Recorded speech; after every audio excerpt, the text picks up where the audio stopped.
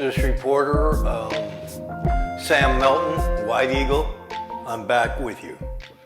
We have another Just Say No's news update. You're watching and listening to the Electronic Intifada live stream. I'm Ali Abunameh here with my colleague Nora Barrows-Friedman. Since the October 2025 so-called ceasefire was declared, Israel's genocidal slaughter has continued unabated, killing 1,170 Palestinians in Gaza and injuring 3,800 as of today. Hospitals remain in ruins or are barely functioning. Hundreds of thousands of forcibly displaced Palestinians remain in tents and other makeshift shelters without any infrastructure. And the Israeli army is entrenching its control of more than 60% of Gaza's territory. The Associated Press reported this week that Israel's military is building a giant earthen barrier alongside the so called Yellow Line, continuously expanding the area of stolen land in Gaza. AP says that more than 23 kilometers have been constructed in recent months, running through Palestinian communities demolished by the military. That's the equivalent to more than half the length of the coastal strip. The barrier also includes a so-called security zone around the Yellow Line, equipped with intelligence and technological assets, according to the AP. Meanwhile, dozens of extremist Israeli lawmakers and settler fanatics, including government ministers Itamar Ben-Gvir and Bezalel Smotrich, took part in a march through a closed military zone toward the Gaza boundary on Sunday to demand the re-establishment of Jewish settlement colonies inside Gaza and to support the ongoing genocide of Palestinians. Joining us to talk about the current situation is Dorothea Gucciardo. Dorothea is currently back in Gaza as part of her work as the development director of GLIA, a medical solidarity organization based in Canada. She has been working to support healthcare workers and has written and spoken extensively about that work. Dorothea, it's so good to have you back with us on the Electronic Intifada live stream. Thank you for having me. I'm so happy to be here. I'm so happy you are too. Thank you. So, Dorothea, Israel continues to escalate its slaughter of children and their families in Gaza, with, of course, the full support of Western governments and full impunity.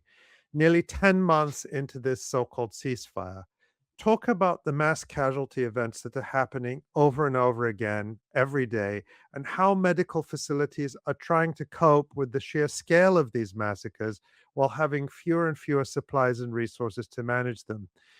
You work to support healthcare workers.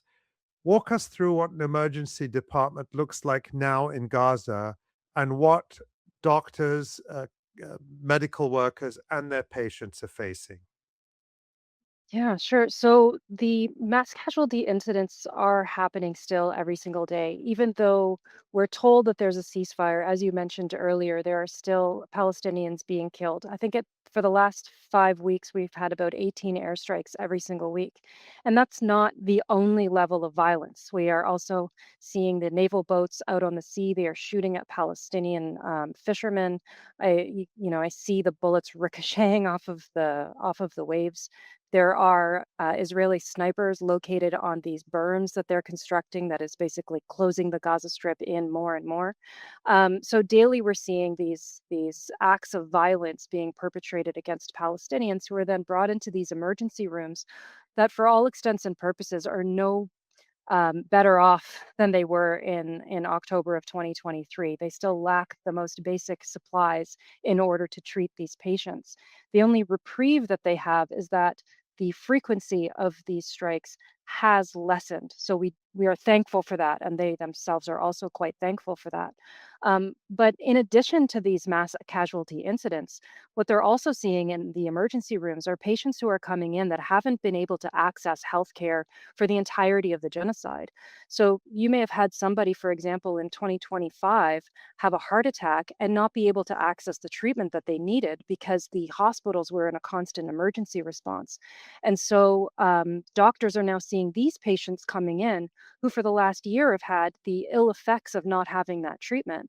So these patients who may have had a heart attack are now suffering from heart failure, from respiratory distress, in addition to everything that they're experiencing from the brutal, brutal conditions of having to live in these tents, especially in the heat of this summer. Um, Now, I myself have visited these hospitals, but I've also visited those tents. So one of the services that we offer is wound care services, and our team, we have volunteer nurses who have been going to the tents in order to treat some of the wounds that Palestinians are suffering from. And I've seen firsthand that where I think we're at this stage of the genocide is the start of the consequences of the violence that were seeing last year. So, for example, one of the patients that we visited was a man who he was 41 years old. He visited a GHF food aid site, and if we all recall, the GHF was the so-called Gaza Humanitarian Foundation, this militarized aid structure that was designed to replace the United Nations, where all they did was use food to bait starving Palestinians to come, where they were then shot at. Um, this man was a victim of one of those shootings. He became paralyzed along his left side, and so for the last year, he has remained immobile in a tent in Han Yunis. He has bed sores on his body because he doesn't have regular treatment to for somebody to come and to help heal these wounds. And that's one man. We know, and the Ministry of Health knows, that there are thousands of such Palestinians that are currently living in their tents, suffering daily from the effects of the violence from months, years ago, and up to today, that can't access the healthcare in the hospitals because they can't get to the hospitals, either because they themselves are immobile from these injuries or they have obligations. They are women, for example, with young children and no one else to help them care for them. And so the levels of the effects of the violence are widespread, not just in the hospital, but out in the community as well. Mm. Yeah, and there's the confirmed death toll of 73,000 from direct Israeli attacks since October 2023, according to the health ministry in Gaza. But what you're talking about is the unknown number Mhm, of what's called excess deaths, people who are suffering due to disease, due to prior injuries, lack of medical care, lack of basic medicines, starvation, toxic pollutants in the air, psychological trauma, prenatal, fetal development problems, etc. And so I mean, you talked about wound care as one of the services that GLIA and other international, medical solidarity organizations are taking care of. But when it comes to like diagnostics and treatment, the basic machines, the basic supplies are completely depleted or at very low stock, including chemotherapy mhm, drugs. A few mhm, weeks ago, we published a feature about how there are only two working CT scanners for an estimated 1 million people in northern Gaza. Um, mhm, can you talk about this like compounding situation of injuries and deaths from direct attacks, but then also this larger humanitarian crisis, the consequences that you talked about, and how we can assess the impact of not just the last 3 years of genocide in Gaza, but over the last 20 years of siege on mhm, Gaza. mhm. Yeah, the CT scanner is interesting to me. I was actually at Rantisi Hospital a few weeks ago. This is located in Gaza City, and it was besieged in July, I believe, of 2025. And the Israeli soldiers literally they shot the CT scanner. There's no rationale for this other than pure hatred. And so that CT scanner is one that exists in Gaza, but is out of service because it was deliberately destroyed. And they have assessed it. Multiple biomechanical engineers have assessed it, and there's basically this motherboard piece that needs to be replaced. It's maybe the size of of a briefcase. If they had that piece, they could bring in another CT scanner into working condition that could then treat some of these patients who don't have access to it because of the lack of supply. And so the main obstacle here is Israel. The obstacle is the blockade, the occupation that decides what can go in, when it can go in, how much can go in, and it just isn't enough. You know, the injuries will continue to be compounded and the diseases will continue to fester, and people's conditions will continue to get worse without access to even the most basic supplies, let alone those with chronic conditions or illnesses that require specialty treatments. In addition to the multiple patients who have experienced heart attacks, physicians are also seeing those with cancer who have not had access to the treatment that they needed, and the cancer is now metastasized. It's gotten worse, and frankly, they're in terminal stages. There's nothing that can be done. But it's important for everyone to remember that it doesn't have to be that way. This is all entirely intentional. This is completely by design. We're not looking at an earthquake or some tsunami that has hit an area and everyone is devastated and scrambling, trying to figure out what to do. We're talking about an empire that has decided that this violence is going to take place in this manner on these people, and it's entirely political. And so it's something that even though we're being told there's a ceasefire, there isn't, and we need to be angry about it and continue to be angry about it and to speak out against it, because Palestinians are suffering while we're debating the terms of ceasefire. It's completely absurd. Dorothea, I often think about, you're talking about catastrophic problem upon catastrophic problem that people are trying to cope with. And as you rightly emphasize, that this is all by design and intent, none of it is necessary. All of it could be eliminated in days or weeks if there was the Mhm. will to do that. But in this context, I often think about older people or anyone really who might have chronic issues that in other societies would be easily managed, high blood pressure, diabetes, dialysis, through common medicines that are available all over the world. And but without those medicines, these can become life-threatening situations. What is the situation of so many people like that in Gaza? Do people have access to, leave aside for a moment the catastrophic care that they may need because of genocide-related injuries, just the ordinary medicines people need to get through life? What's the situation now? How are people coping? The situation is bleak. The situation is absolutely bleak. I was speaking to the head of Nasser Hospital recently, trying to get a sense of what was happening at that specific site. And he said that, we see aid come in, we hear about aid come in, but there's a psychological trick, he said, that the Israelis play. So, for example, they received a truckload of anesthesia medicine that he said, in theory, should be able to last 5 years, that they should have received a full supply of anesthesia drugs. They all expire within 6 months.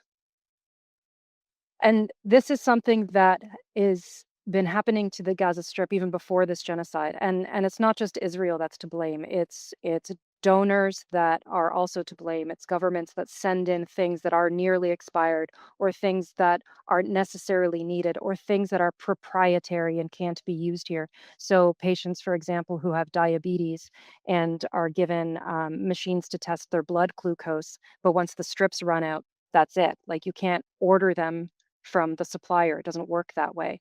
And certain strips don't work on all machines. So the basic medical supplies are not coming in. If medicine is coming in, it's not always what's needed. It's not enough of what's needed.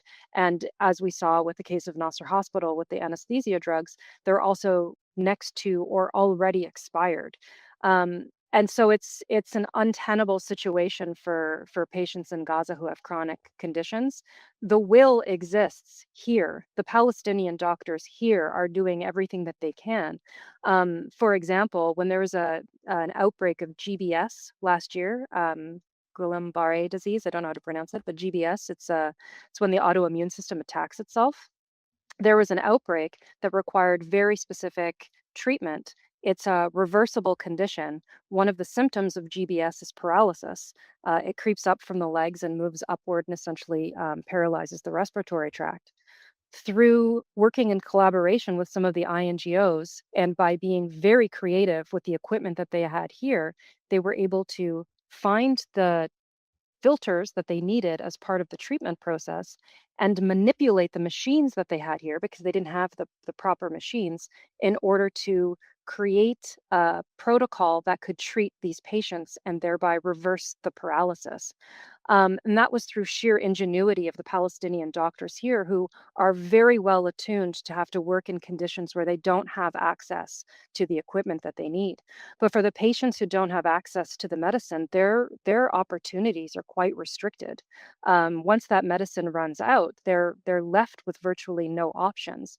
And what's compounding their ill health, remember too, is the lack of nutrition. So we do see some fresh food coming into the market. It's prohibitively expensive. This is a population that for almost 3 years now has not been working. And so the majority of the population relies on aid. Um, which is not being allowed in to the quantity required and needed for the to sustain the population. And instead, we see commercial products coming in, largely from Israel. And so, if you want to buy yourself some chocolate bars, some sugary cereal, pop, you have an abundance of options of cookies, of anything sweet and devoid of nutritional elements. So the population is suffering from lack of access to adequate food, and don't forget lack of access to adequate water. The Israelis have routinely attacked and taken out of service desalination sites. And so the ability to access fresh water in Gaza to produce fresh water is quite limited. We also have a lack of fuel coming in, so powering this machinery is also quite limited. So the daily existence for someone in Palestine, whether they have a chronic condition or not, is dire. It's frankly, it's a miserable life. It's a very, very difficult life. And if I could just add one thing too, for me, it's the effects that I see on children. I know that you're asking about adults with chronic conditions, but what I'm seeing for the children is absolutely and utterly heartbreaking. You know, in one commute that I took from the the place that I stay here, the Glia Center, to hospital, I drove by children scavenging in a garbage site looking for plastic. There's a specific blue plastic that they use here to burn for fuel because they don't have access to it. I drove a little bit longer, and there was what could not have been more than a 2-year-old girl walking with her hands above her head like this, and she was holding on to one of those big water jugs that they bring to the water trucks in order to fill it up. And this 2-year-old, she was hunched forward with this bottle balancing on her back, so her back would take the brunt of the weight. And I burst into tears, if I'm being completely honest, because it's a sight that we should never see, this little child struggling to carry this water. And then I arrived to the hospital, and the first patient that I'm greeted with was a 1-year-old boy who suffered a shrapnel injury in his back. The layers of skin and muscle had just been scraped away because this shrapnel had literally burned through his flesh, and the nurses were trying very carefully to clean it. And he's crying and he's screaming for his mama, who's not there because she was injured in this attack and she's at a separate hospital. This was one day. This was a 25-minute drive, and that is a typical sight to see on that commute. And so, and on top of that, all of these children who haven't been in school for 3 years, you know, the damage that this genocide has wrought on the youth of Gaza is immeasurable in terms of their daily living, their health, and their capacity for growth. I, I I'm devastated by it. It's devastating. Yeah, of course it is. It's unbearable to try and make sense of.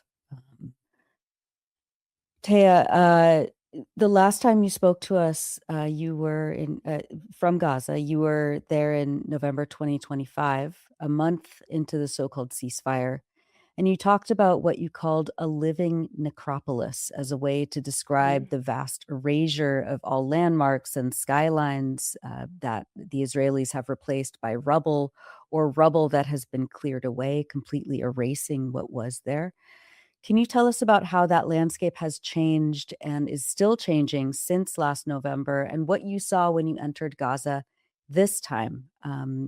Tell us about about these just immeasurable catastrophes against the backdrop of a shrinking landscape across Gaza.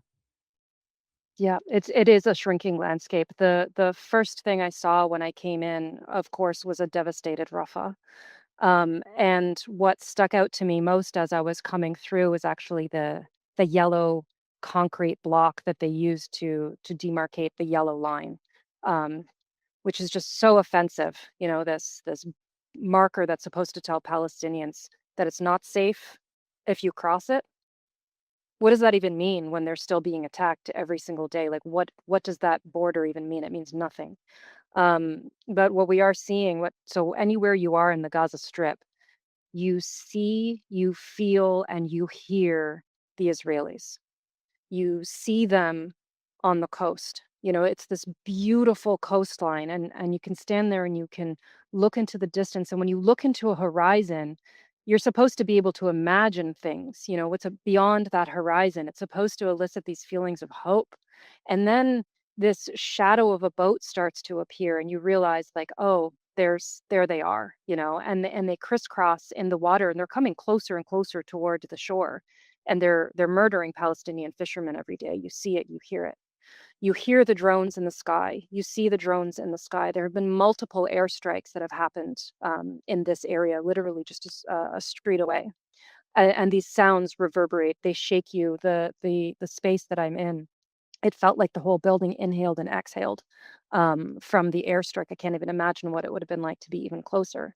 And then when you're walking anywhere or driving anywhere, you see the Eastern Line, which is defined by these tall berms that the Israelis are constructing, by these communication towers that they're building between them. And every Palestinian knows that there are Israeli snipers on those berms and that those guns can reach all the way to the coast.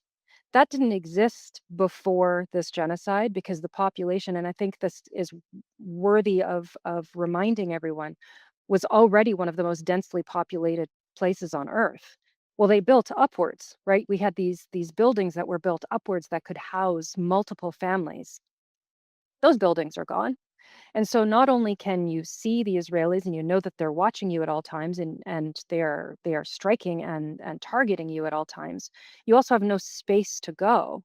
There are tents literally along a pier, all the way to the tip of the pier, as if the population is literally being pushed over the edge. Where else are they supposed to go?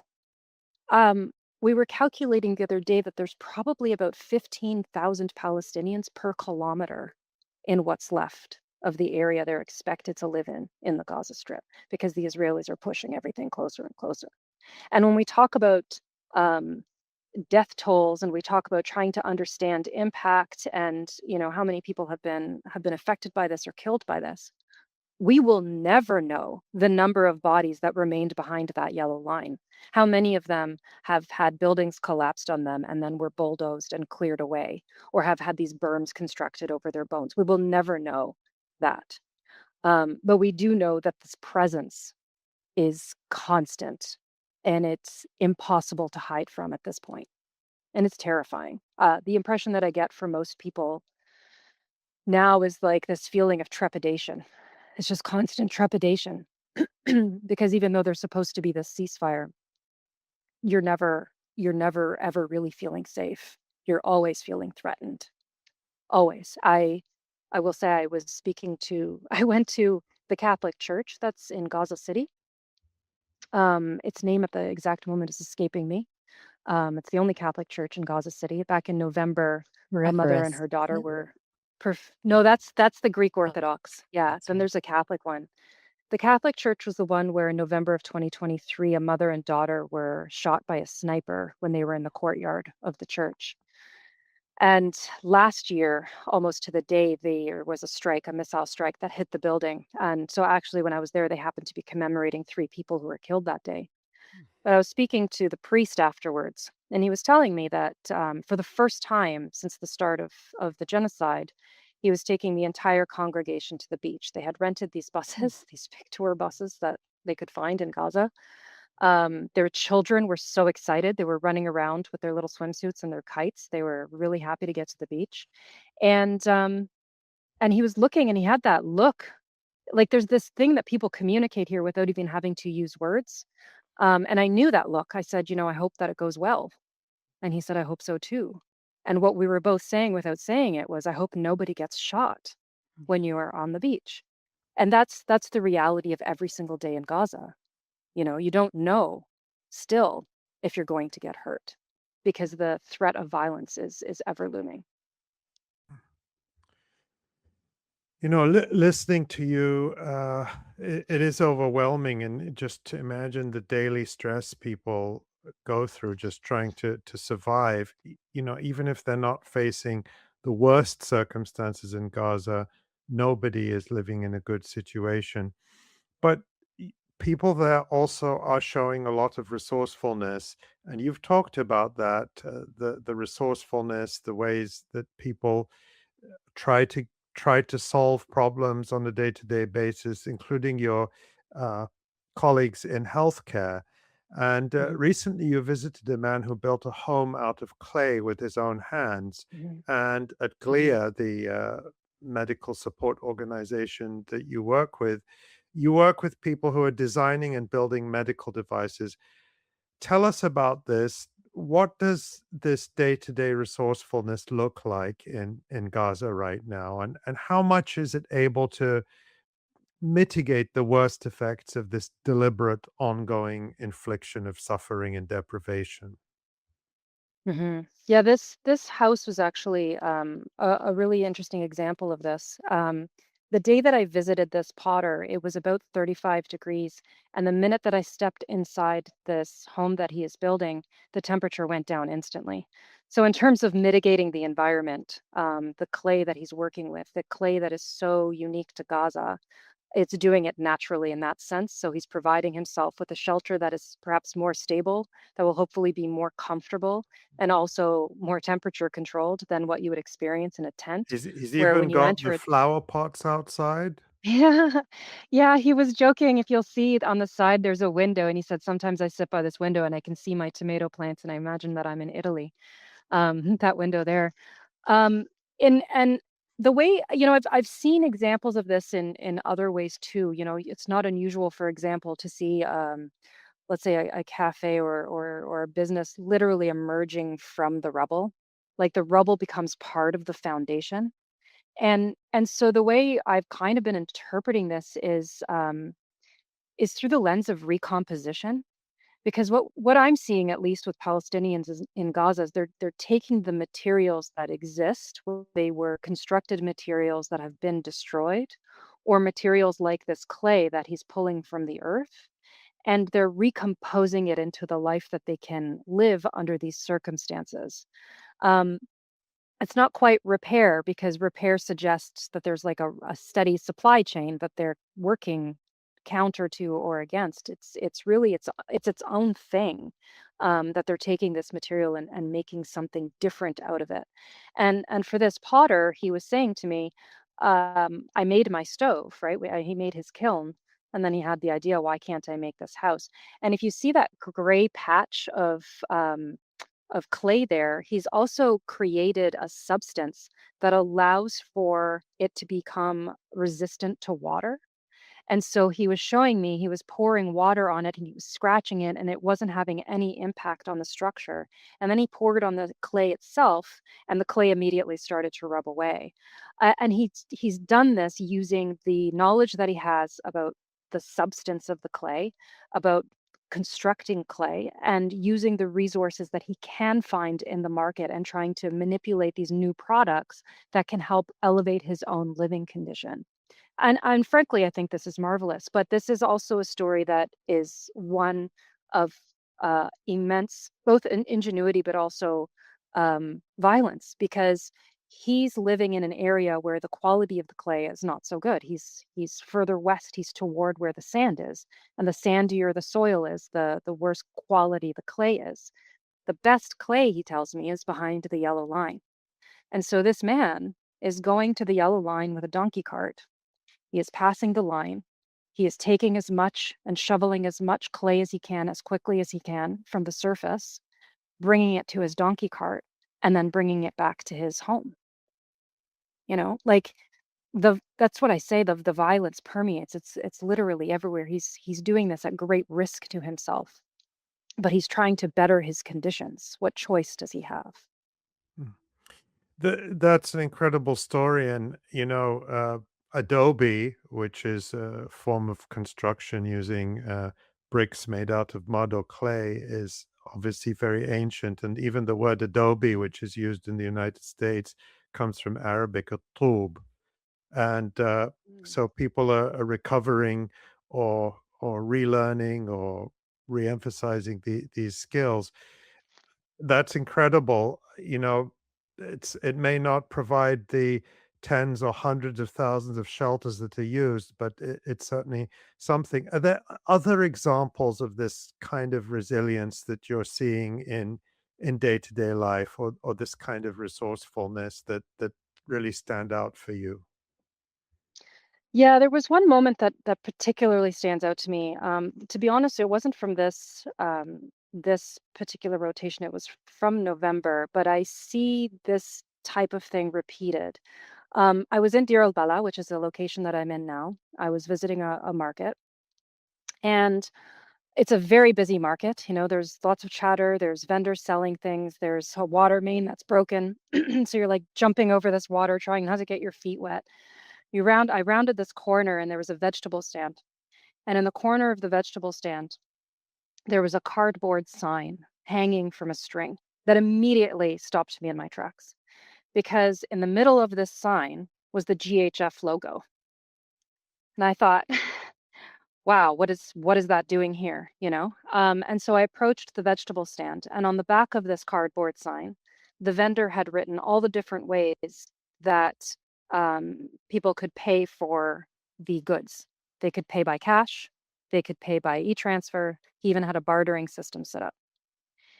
And that moment stuck with me for a very long time, and I think about it frequently now, and it's taken me a bit of time to to contextualize it. And the way that I see it is that this cardboard sign that he cut out wasn't an accident. He had the GHF logo, Gaza Humanitarian Foundation logo, perfectly centered. It was on purpose.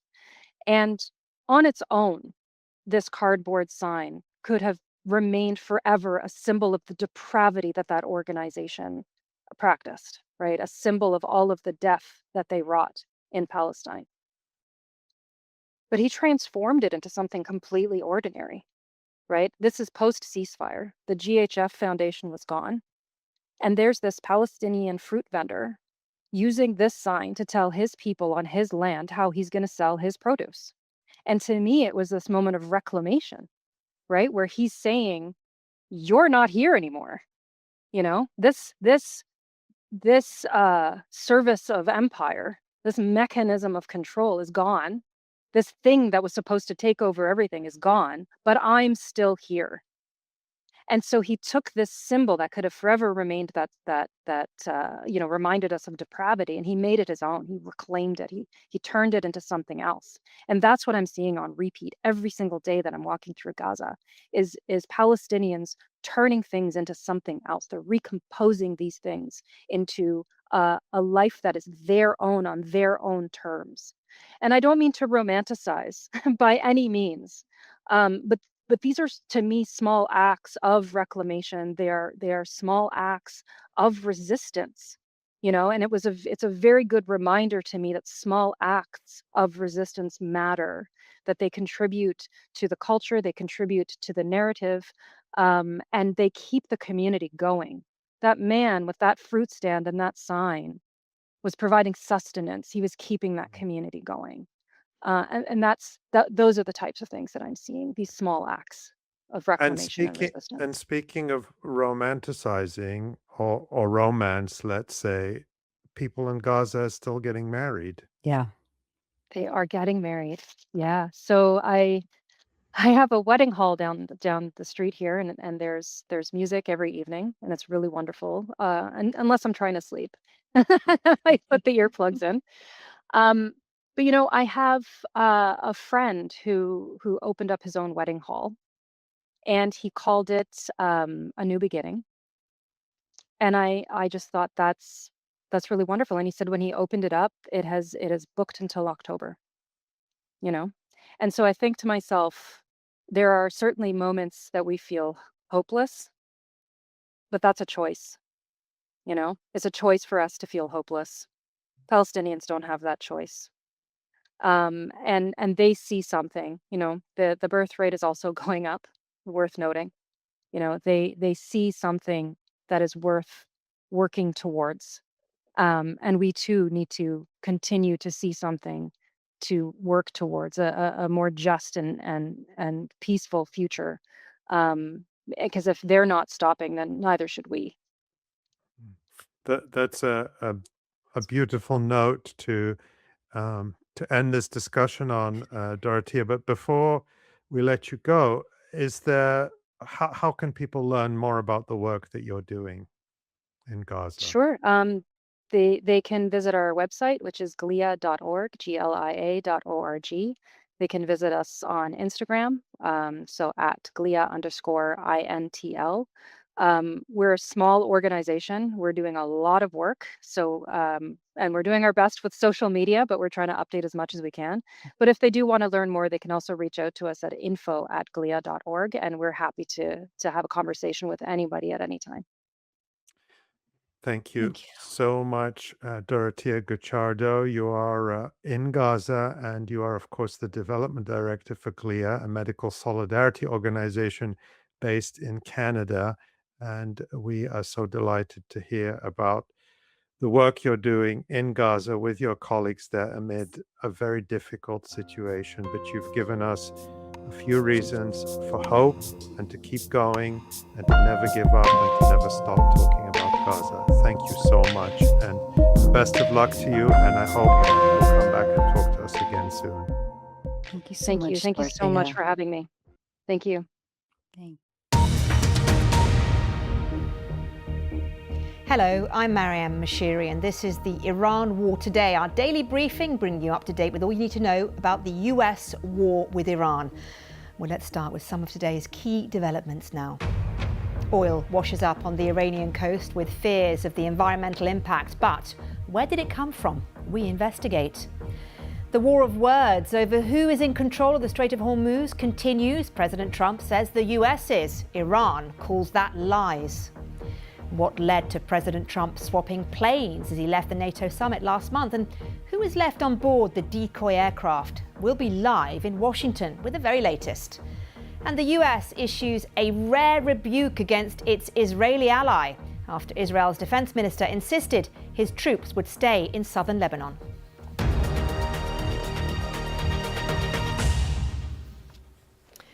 First today, solving the mystery of a major oil spill off the coast of Iran. The Iranians are warning about the environmental consequences of the incident.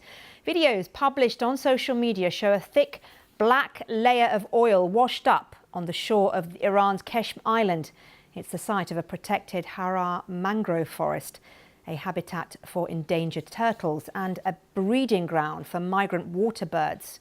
Iranian officials say 32,000 square metres of the coastline and nearly 90,000 square metres of the water surface have been affected by the pollution around Keshm Island over the past 2 days. But where did this oil come from?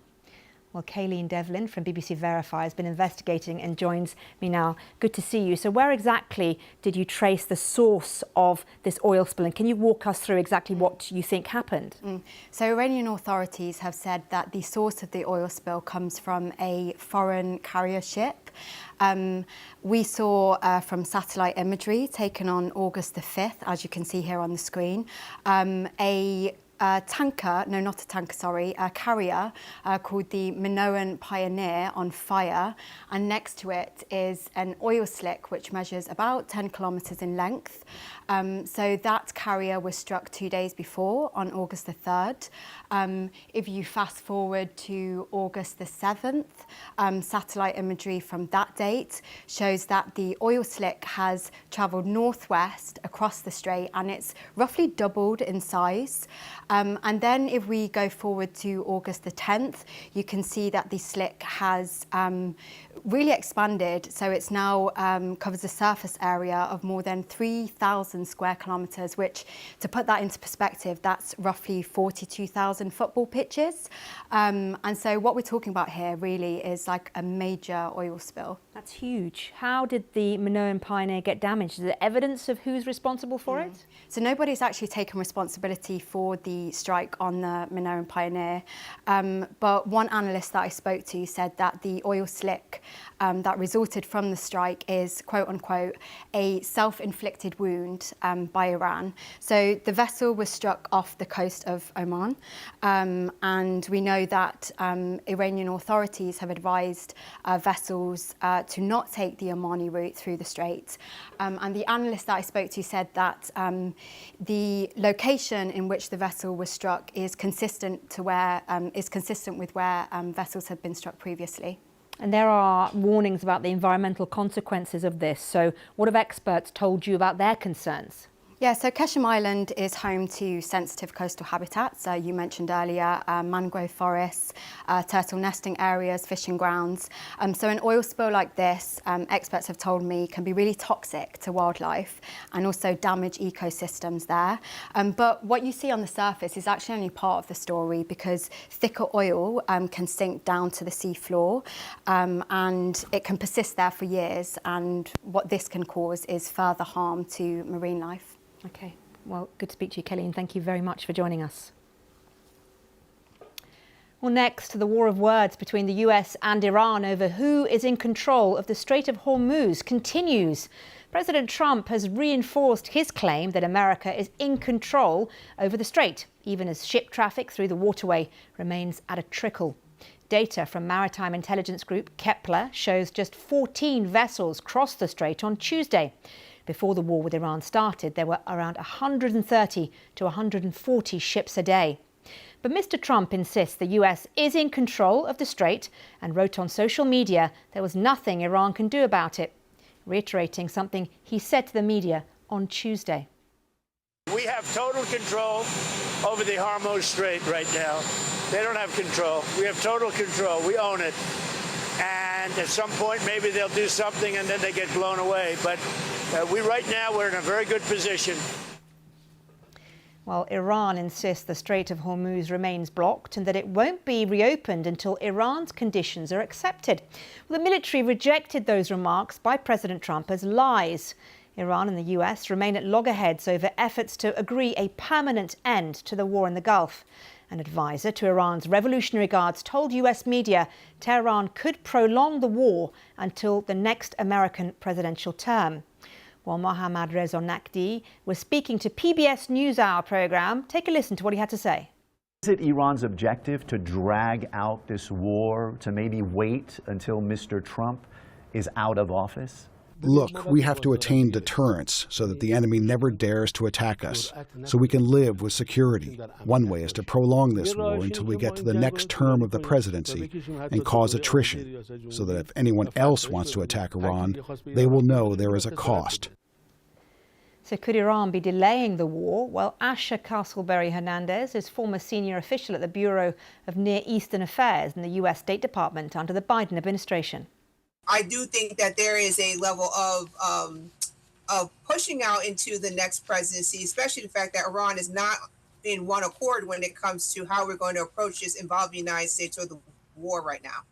Well, with me now is Baron Abbasi from BBC Persian. What are the Iranians saying about the strait? So the Iranians are very explicitly rejecting President Trump's claim that the U.S. is controlling the Strait of Hormuz, say that the waterway is under the control of Iranians and that no ships can go through without the permission and supervision of the Iranians. But there's a distinction between having control and claiming control, because the U.S. is also blockading the Iranian ports, and it says that dozens of ships have been prevented from entering or leaving Iran's waters. So there seems to be that this war is also becoming a war of competing narratives over the world control and who is exerting that control and who is actually having, determining who can go through the strait and who cannot. The Iranians are saying that the US has to meet its conditions before the strait opens, including the lifting of the blockade and also unfreezing Iran's assets. So it's linking the situation in the in the Strait of Hormuz to the broader dispute with the United States, and basically saying that the two things are not separate and cannot be resolved separately. We heard from the advisor to the Revolutionary Guards what he was saying about Tehran prolonging the war. What do you think about what Mr. Naqvi said, and could they prolong the war? Who would want to do that? What is important about what Naqvi said is not the fact that he said that Iran can continue fighting, but essentially he said that prolonging the war could serve Iran's interest. And there are officials inside of Iran, both military and political officials, who believe that. But I would be careful about saying that Naqvi has announced the decision.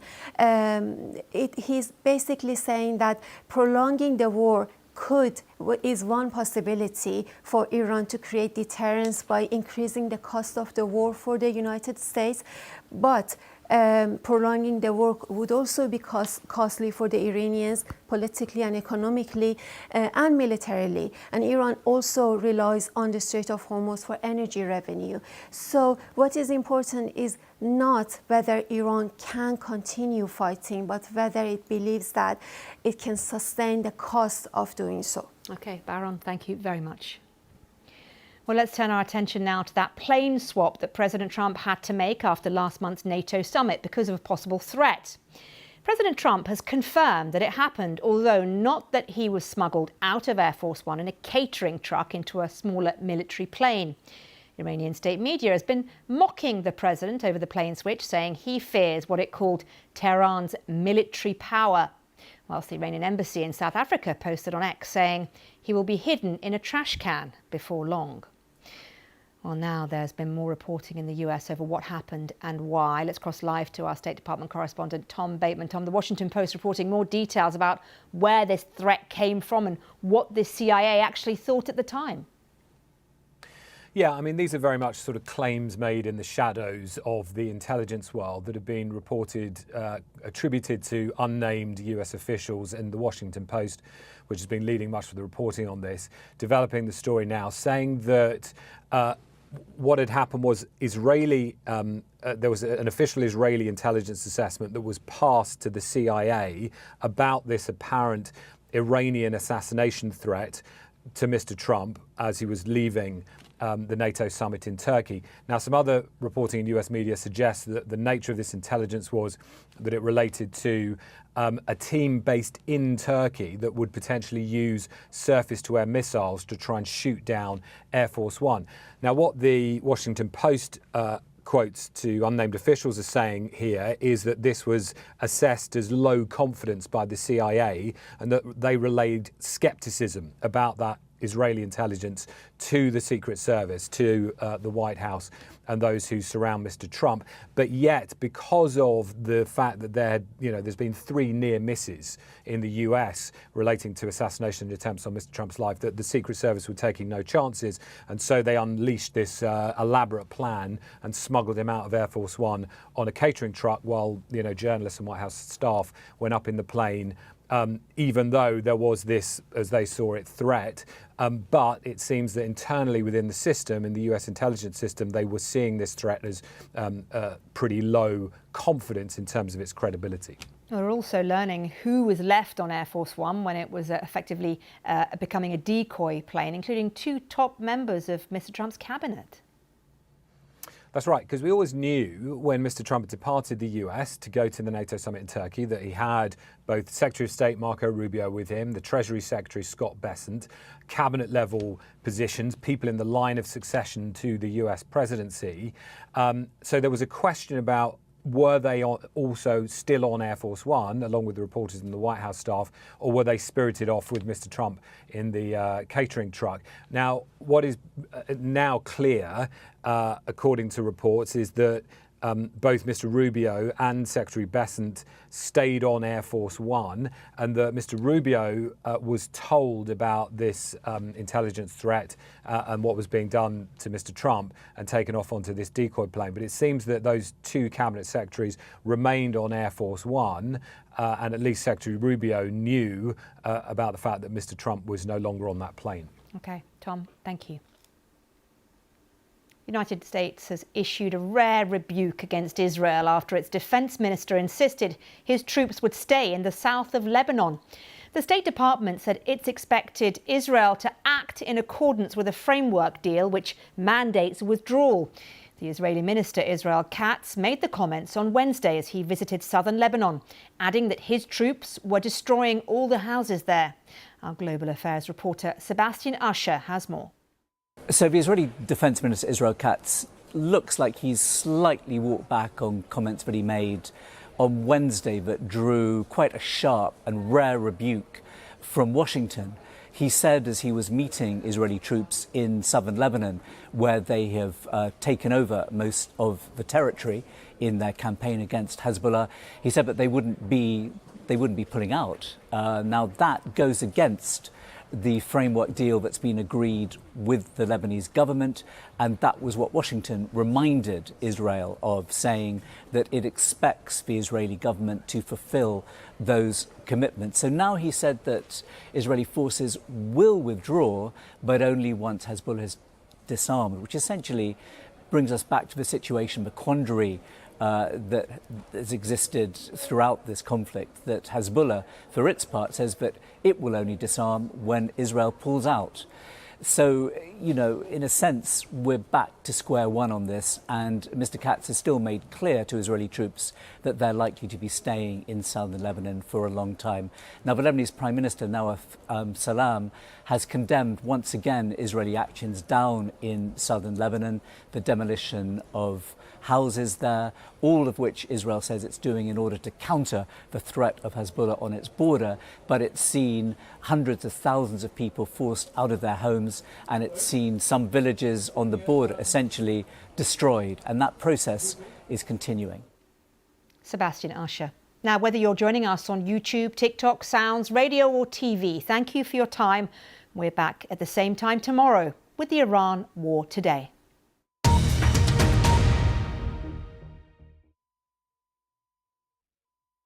Thanks. So let's go overseas right now, where the showdown over the Strait of Hormuz intensifies by the day. President Trump saying there is no doubt that the U.S. is calling the shots. All right, here's his post. Quote, "The USA has total control of the Strait of Hormuz. I think we will keep it. Our naval blockade is being called by everyone a wall of steel, and there is nothing Iran can do about it." Rich Goldberg, senior advisor for the Foundation for the Defense of Democracy. Rich, hello to you. As I say that, 1 hour ago, Iran's top joint military command says no vessel can go through the strait without Iran's permission. You write in the Post, Tehran is losing its grip on Hormuz, and with it, all its leverage. I'll give you a chance. Go ahead and make your case for the point you're making there. Well, obviously, you know, Khomeini, the now dead Khomeini, and maybe there's two dead Khomeinis, but the first dead Khomeini, his whole plan was to build nuclear weapons, right? And then at that point, he holds the Strait of Hormuz hostage, the Middle East hostage, the world hostage. The president, the Israelis, they took that away from him last year during Midnight Hammer. He comes back and says, okay, plan B, we're going to have a missile breakout. We're going to build so many missiles that we'll have a force shield around Iran that will give us cover for the nuclear weapons reconstitution, and we'll again use the missiles to hold the Middle East hostage. The president took that away from him during Epic Fury, along with his life. Now you have the Iranians saying, oh, we have control of the Strait of Hormuz. This is our new hostage. But what's really happening here? They've played a card. It's their last card. They don't have extortion power over the world. No nuclear weapons, no missile breakout. We see the Emiratis, the Saudis building new pipeline infrastructure, U.S. exports at an all-time high. Pretty soon, the world will say we don't need Hormuz anymore. Right now, we need the military to keep escorting oil out while this build is going on in parallel. But pretty soon, it's not just a victory over Iran. It's going to be a victory for the United States for the century as America becomes more and more energy dominant. So I read your piece. I summarized it with your line: a weakened Iran played its Hormuz card too soon because it wasn't prepared on the back end of all that you just explained. Chris Wright, Energy Secretary, put out this on X. It's long. I want viewers, though, to take it in, an appointed question at the end. Thanks to the coordinated efforts of the U.S. military and our Gulf allies, the 7-day average for oil leaving the Strait is currently up to almost 9 million barrels a day. When combined with the additional 5 to 7 million barrels per day leaving the region via newly upgraded pipelines and export facilities, total oil flows are currently averaging approximately 15 million barrels a day. On Sunday alone, over 20 million barrels left the Arabian Gulf region, which is above the pre-conflict average. Now, some of that could be a shadow fleet. Are we to believe these numbers, Rich? We are. I have verified them. I will say that I have been briefed at the highest levels by the U.S. government. I understand where these numbers are coming from and why, if you are an analyst in the open source, you're in the energy industry, you're not seeing it. These are coming from our military. This is from NAVCENT, from our Navy Central Command. It's the watch floor. They are running an escort mission. The ships are signing up. They're talking to them. They're saying, here's my cargo. Here's what I'm bringing out. And the U.S. military is helping them move out of the strait. Why don't you see it? Well, you don't want the Iranians to see it. So they're putting their signals off. Their AIS is being secured. So we are getting oil out of the strait, plus the pipelines, plus U.S. exports. This is going our way right now. It's not over. The Iranians could respond. They could escalate. But right now, this is looking pretty good for the president. You make the case, and many others have done it, that the strait will be irrelevant. That's quite an argument. If you're right, how long before that happens? Is it a year? Is it 2 years? Or is it more? My guess on average would be about 2 years, but I'll be surprised if we can't maybe do it even sooner because, look, the Emiratis have a brand new pipeline. They say it's already 50% complete. The Saudis are about to add another 1-2 million barrels per day coming out of their existing pipeline. They want to build more. The Iraqis want to build more. They don't have environmentalists. They don't have a trial bar. There's no EPA. They can move pretty fast in the Gulf. Okay. Well, Rich, if you're right, that would certainly be a change in a lot of things. Rich Goldberg, thanks for coming back. We'll talk soon. Thank you.